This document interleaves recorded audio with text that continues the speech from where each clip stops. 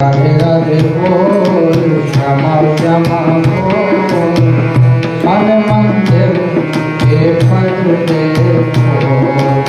राधे राधे बोल श्यामा श्यामा बोल मन मंदिर के पर्दे।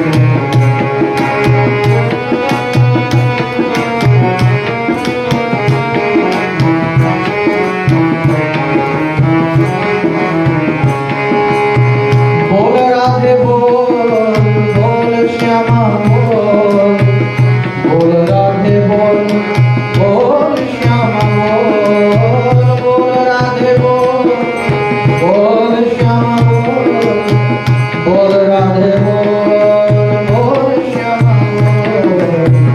राधे राधे बोल श्यामा श्यामा बोल मन मंदिर के पर्दे खोल। राधे राधे बोल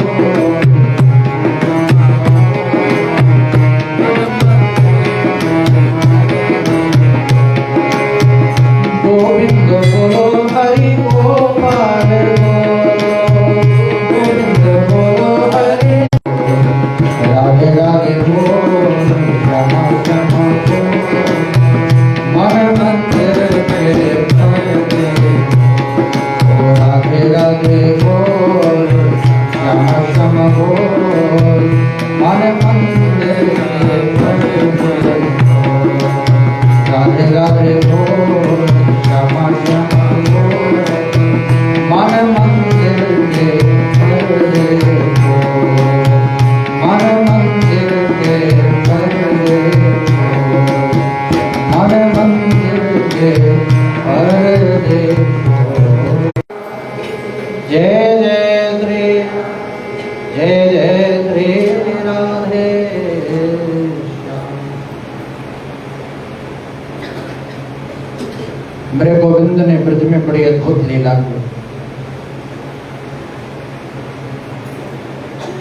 बड़ी पावन लीला है परमात्मा की। ऐसा अद्भुत चरित्र गोपाल का कि भगवान आज जग करके खड़े होते हैं, सोकर के उठते हैं। मैया ने रात्रि में गोविंद के आंखों पर सुंदर अंजन लगाया था, काजल लगाया था। जब भगवान प्रातः कालीन उठते हैं तो महाराज वो काजल अपने हाथों से मींज करके जगन्नाथ भगवान की तरह अपना पूरा मुंह बना देते हैं। समझ में ही नहीं आता नाक कहाँ है, मुंह कहाँ है, आंखें कहाँ है। मैया क्या करती है? मैया भगवान के लिए सुबह सुबह माखन निकालती है। ध्यान देना, नंद बाबा के यहाँ अनेकों नौकर चाकर हैं, अनेकों सखियां हैं, अनेकों ग्वालवाल हैं, गोपी हैं। मैया चाहें तो किसी को भी ठाकुर की सेवा दे सकती हैं, लेकिन मैया ने अपने गोविंद की सेवा खुद की है। महाराज बड़ी अद्भुत विडंबना हमारे भारत देश में अब उत्पन्न हो रही है। ध्यान देना, प्रत्येक जीव का यह कर्तव्य बन गया है। भगवान मलते हुए हाथ, काजल लगाए मुंह में जगन्नाथ भगवान की तरह, और मैया सुबह सुबह मटकी पर दही बिलो रही है मखानी से और माँ। और भगवान आए, मैया ने कहा कन्हैया आज बड़े भोर में जग गए।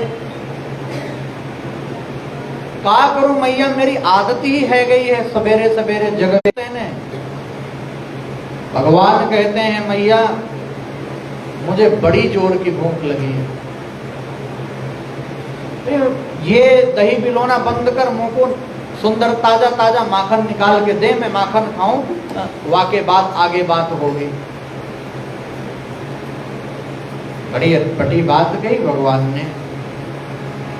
मैया हंस रही हैं, छोटे से हैं गोविंद, तीन वर्ष के लगभग।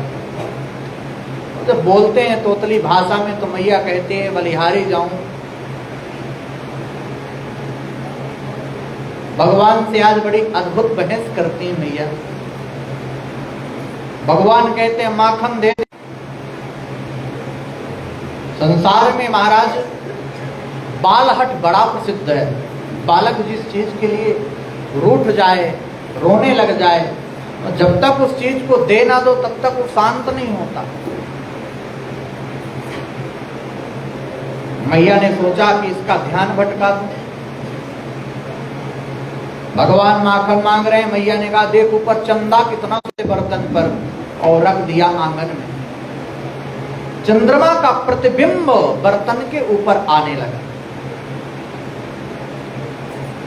और जब चंद्रमा का प्रतिबिंब बर्तन के ऊपर आया तो मैया ने कहा देख तेरा चंद्रमा आकाश से उतर करके यहाँ आ गया धरती में तेरे पास। भगवान ने बाल लीला ऐसी की है कि पता ही नहीं चला किसी को कि कोई साधारण मनुष्य कर रहा है या साक्षात पर ब्रह्म परमात्मा ही बाल लीला की बहू क्या होती है। भगवान ने सोचा कि कोई खेलने की चीज होगी बहू। भगवान ने कहा मैया मुझे इतनी बड़ी बहू मंगाना कि जितनी मैं अपने जेब में भर के ले जाऊं। और मैया भी आज बड़ी प्रसन्नता से भगवान की तोतली भाषा को श्रवण करके आनंदित हो रही हैं। जब छोटा सा बालक बोलता है कुछ तो ऐसा लगता है कुछ और बोले, क्योंकि बड़ा सरल होता है, बड़ा सहज होता है, बड़ा निश्चल होता है।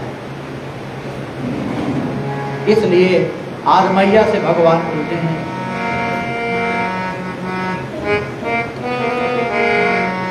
राधिका गोरी से बिरज की छोरी से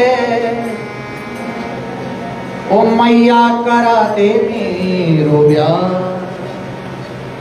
भगवान कहते हैं अच्छा करा दे मैया ब्याह। मैया कहती है क्यों करवाऊं? बोले मैया तू अभी बोल रही थी कि बहू ला दूंगी, बहू ला दूंगी, तो अब मंगा दे। मैं कह तो रहा हूं, लेकिन महाराज मैया बड़ी अटपटी बातें करती हैं। भगवान कहते हैं राधिका गोरी से बिरज की छोरी से मैया कर दे मेरो ब्याह। राधिका गोरी से बिरज की छोरी से मैया कर दे मेरो ब्याह। मैया कहती है क्या कहती है मैया? उम्र तेरी छोटी है, नजर तेरी खोटी है, कैसे करा दूं तेरो ब्याह। उम्र तेरी छोटी है, नजर तेरी खोटी है, कैसे करा दूं तेरो ब्याह। ओ मैया बंधन है प्यार का, ये मैया बंधन है प्यार का। राधिका गोरी से बिरज की छोरी से मैया करा दे मेरो ब्याह। उम्र तेरी छोटी है, नजर तेरी खोटी है, कैसे करा दो तेरो ब्याह। भगवान कहते हैं मैया यदि ब्याह करा देगी तो फायदा तेरा ही होगा। वो कैसे कन्हैया? जब बहू आ जाएगी तो तेरा फायदा करेगी, और यदि तू मेरा ब्याह नहीं कराएगी तो मैं तेरा काम करना सब बंद कर दूंगा। कौन सा काम? जो नहीं ब्याह करावे तेरी कैया नाही चराऊं। जो नहीं ब्याह करावे तेरी कैया नाही चराऊं। आज के बाद मेरी मैया तेरी तेहरी पे ना आऊं। आज के बाद मोरी मैया तेरी तेहरी पे ना आऊं। आएगा रे मजा अब जीत हार का।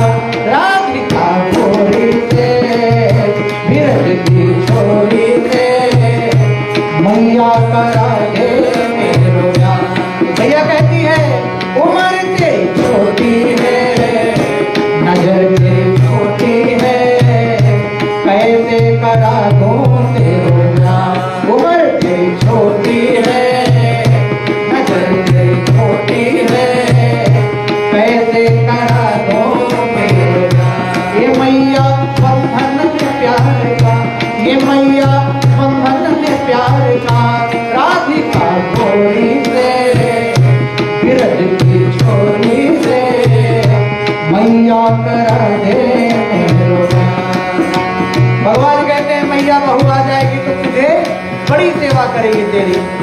चंदन की चौकी पे मैया तुझको बैठाऊं, चंदन की चौकी पे मैया तुझको बैठाऊं। अपनी राधा से मैं माँ चरण तेरे दबवाऊं, अपनी राधा से माँ मैं चरण तेरे दबवाऊं। भोजन में बनवाऊंगा 56 प्रकार के राधिका छोरी से, ब्रज की छोरी से मैया करा दे मेरा। उम्र तेरी छोटी है, नजर तेरी छोटी है, कैसे करा दूं तेरा। ये मैया बंधन है प्यार का, ये मैया बंधन है प्यार का। राधिका छोरी से, ब्रज की छोरी से मैया करा दे मेरा। उम्र तेरी छोटी है, नजर तेरी छोटी है, कैसे करा दूं तेरा। छोटी सी दुल्हनिया जब अंगना में डोलेगी, छोटी सी दुल्हनिया जब अंगना में डोलेगी, तेरे सामने मैया वो घूंघट ना खोलेगी, तेरे सामने मैया वो घूंघट ना खोलेगी। दाऊ से क्या कहो बैठेगी द्वार पे राधिका छोरी से, ब्रज की छोरी से मैया करा दे मेरा। उम्र तेरी छोटी है, नजर तेरी छोटी है, कैसे करा दूं तेरा। राधिका छोरी से, ब्रज की छोरी से मैया करा दे मेरा। सुन बातें कान्हा की मैया बैठे मुस्काए, सुन बातें कान्हा की मैया बैठे मुस्काए। लेके पलैया मैया हृदय से लग जाए ना मेरे लाल को। राधिका छोरी से, ब्रज की छोरी से मैया करा दे रोया। भगवान मैया से कहते मैया मेरा ब्याह तो करा दे। माखन निकालने नहीं दे रहे। मैया ने कहा एक बात बता, तो जा बात के पीछे पड़ जावे, जिस बात की जिद कर ले तो फिर माने ना उस बात के बिना। भगवान ने कहा मैया देख तू माखन दे रही है, चंदा दे रही है, बहू दे रही है कि नहीं दे रही, एक बात बता दे। मैया ने कहा धमकी दे रहा है। हाँ धमकी समझ ले। माखन चंदा बहू देगी कि नहीं देगी? मैया कहती हैं यदि धमकी दे रहा तो नहीं दूंगी। क्या करेगा? सूरदास रे मैया मोरी मैया मोरी मैया मोरी चंद्र खिलौना ले हो। मैया चंद्रमा दे देना, माखन दे देना। मैया कहती नहीं तेरी चोटी बढ़ जाएगी, आज तक तो बढ़ी ना, तो दूध मुझको पता। ये ब्रज की बड़ी प्यारी मैया मोरी चंद्र खिलौना ले हो। मैया मैं अभी इस धरती पर लेट जाऊंगा और सारे शरीर में ब्रज की रज लगा लूंगा और ब्रज जा रहा हूं बाबा के पास। बाबा से बताऊंगा कि मैया मुझे कुछ दे नहीं रही। मैया ने कहा तेरे बाबा को डरती थोड़ी हूं, जा बता दे। मैं बताऊंगा नहीं तो क्या करेगा? बोले बाबा के पास जाऊंगा, सारी सभा में ब्रजवासियों के इकट्ठा कर लूंगा और उनसे बोल दूंगा। क्या बोलेगा? कितनी बड़ी गजब बात की है परमात्मा ने, हृदय विदीर्ण कर देने वाली बात की। तेरो सुत न कहे हो को न कहे हो रे मैया मोरी चंद्र खिलौना ले हो रे मैया मोरी चंद्र खिलौना ले। भगवान ने कहा आज से हम सब ब्रजवासियों को बोल देंगे कि हम नंद बाबा के छोरा हैं। नंद से बोलती है कि नंद रानी आप कन्हैया की बातों पर इतने मगन हो गए हो कि जो चूल्हे पर दूध चढ़ा है वो उफान मार गए। नंदरानी भगवान को छोड़ करके गुस्से से, और गजरा कहता है, वो पुष्प कहते हैं कि हम तेरे सर पर चढ़ने की योग्य नहीं भैया, हम तो तेरे चरणों की धूल भी नहीं प्राप्त कर सकते। जिसके पास बैठ करके त्रैलोकपति जिसका दुग्ध पान करता हो, त्रैलोकपति जिसकी बातें मानता हो, त्रैलोकपति जिसके हाथों से माखन खाता हो, उसके सर पर चढ़ने की योग्य हम नहीं। मैया गई जल्दी से चूल्हे पर, देखा दूध उफान मार गया। और जब दूध उफान मारा तो दूध उफान मारा क्यों, ये भाव क्यों जगा? एक और जिस दिन मेरा ये शरीर, मेरा ये मन, मेरी ये वाणी भगवान के काम ना आ सके, उस दिन मैं जीना नहीं चाहता हूं। इसलिए दूध उफान मार करके गिर गया और धू करके अग्नि में जल गया।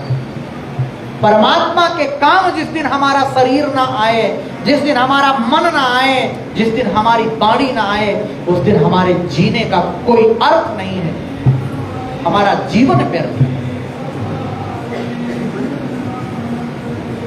महाराज भगवान तरह तरह की लीलाएं करके मैया करते हैं। महाराज राजा पृथु आज देवर्षि नारद से प्रश्न करते हैं, अब हमें कार्तिक मास के व्रत के उद्यापन की विधि बताइए। त्रयोदशी से लेकर के पूर्णिमा तक उद्यापन का बड़ा अद्भुत महत्व है। पूर्णमासी को उद्यापन होता है, इसलिए कथा त्रयोदशी और चतुर्दशी को कही गई कि क्या करें क्या ना करें। उद्यापन के पहले कार्तिक शुक्ल पक्ष की चतुर्दशी के दिन संपूर्ण घर में गोबर का चौका पूजन करने का थोड़ा सा विधान हो, वहां पर थोड़ा सा हमें गोबर से चौका लगा देना चाहिए। गाय के गोबर से, भैंस के नहीं। बोलो राधे राधे। इसके बाद क्या करें? तुलसी जी को स्थापित करें उसी चौके पर, मंडप बनावें का भी ऐसा प्रावधान है। नहीं मिले तो ब्राह्मणों को ही भोजन कराएं, दान दक्षिणा दें। और फिर ब्राह्मणों को वस्त्र देवें, पात्र, अर्घ, आचमन, दक्षिणा, आसन आदि देकर के उनको संतुष्ट करें और दंडवत करके उनका आशीर्वाद प्राप्त करें। यह सब कार्य श्रद्धा पूर्वक ऊपर बताई गई विधि अनुसार करने से कल कार्तिक पूर्णिमा, कार्तिक मास का विश्राम दिवस है। भगवान की कथा कभी समाप्त नहीं होती, नित्य निरंतर इस धराधाम में सतयुग से चली आ रही है और हमेशा चलती रहती है अनवरत। सूत जी कहते हैं, हे ऋषियों, यदि किसी में उद्यापन की सामर्थ्यता ना हो तो कुछ ब्राह्मणों को ही भोजन करा दें। महाराज गौ, पीपल अथवा बट वृक्ष का भी पूजन किया जाता है। शिव जी बट रूप में क्यों हुए, पीपल के रूप में भगवान विष्णु क्यों आए, इसका कोई महात्म सुनाइए। बड़ा अद्भुत महात्म सुनाते हैं। ब्रह्मा विष्णु महेश वृक्ष भाव को क्यों प्राप्त हुए? तब सूत जी ने कहा, ऋषियों, किसी समय शिव पार्वती एकांत में विराजमान थे और उस समय देवताओं द्वारा भेजे गए अग्निदेव द्वारा उनके एकांतवास में विघ्न उपस्थित हुआ। इस पर पार्वती ने क्रोधित होकर देवताओं को श्राप दिया कि तुम वृक्ष रूप हो जाओ। तो महाराज तब गया, वर्ण आप नहीं करोगे तब तक मैं आपका वर्ण नहीं कर सकता। उसको भी कोई स्थान दो रहने के लिए। भगवान ने कहा, कोई बात नहीं, रविवार के दिन यह पीपल पर महाराज रहेगी और जो भी इस दिन पीपल के वृक्ष को छुएगा, स्नान कराएगा, पूजन करेगा, उसके घर में दरिद्रता का निवास हो जाएगा। सूत जी कहने लगे, हे ऋषियों, इस प्रकार भगवान वृक्ष रूप प्राप्त होकर के इस कार्तिक मास में कुछ पावन चरित्र दिखा करके महाराज आनंदित करने लगे। भगवान की बड़ी अद्भुत अद्भुत लीलाएं हैं। लक्ष्मी जी के सहित भगवान उसी के यहाँ निवास करते हैं जहाँ लक्ष्मी और नारायण दोनों का पूजन होता है। हम लोग कहते हैं माया माया सब रटे, माधव रटे न कोय। जो एक बार माधव रटे तो माया तेरी। भगवान कभी किसी को अस्वीकार नहीं करते। भगवान की बड़ी अद्भुत माया है। उन पर बलिहार हो जाओ, यही जीवन का सार है।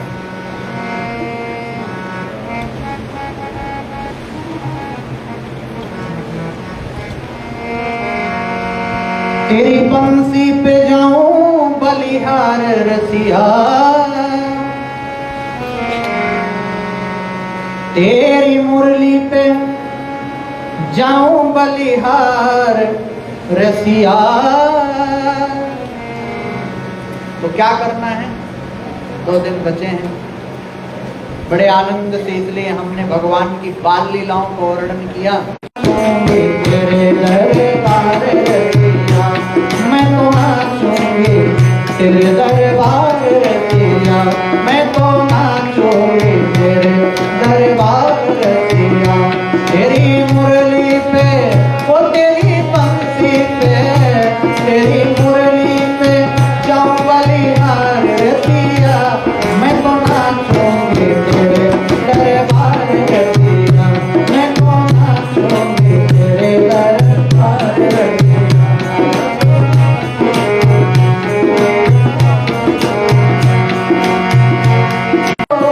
ऐसे न पकड़ो मुझे, ऐसे न जकड़ो, क्यों? लोग चुगली करेंगे हजार रसिया, वो लोग चुगली करेंगे हजार रसिया, मैं तो नाचूंगी तेरे दरबार रसिया, मैं तो नाचूंगी तेरे दरबार रसिया। तेरी बंसी पे, वो तेरी मुरली पे, तेरी बंसी। और यदि संसार के लिए नाचे तो फिर नाचना बेकार है। इसलिए भगवान के लिए हो करके उस पर मैं तो नाचूंगी तेरे दरबार रसिया, मैं तो नाचूंगी तेरे दरबार रसिया। तेरी बंसी पे, वो तेरी मुरली पे, तेरी बंसी पे, तेरी मुरली पे, लड़े जाए लड़े जिठानी, सास लड़े ओ सास लड़े, हाँ सास लड़े चाहे लड़े जिठानी, चाहे सजन मोहे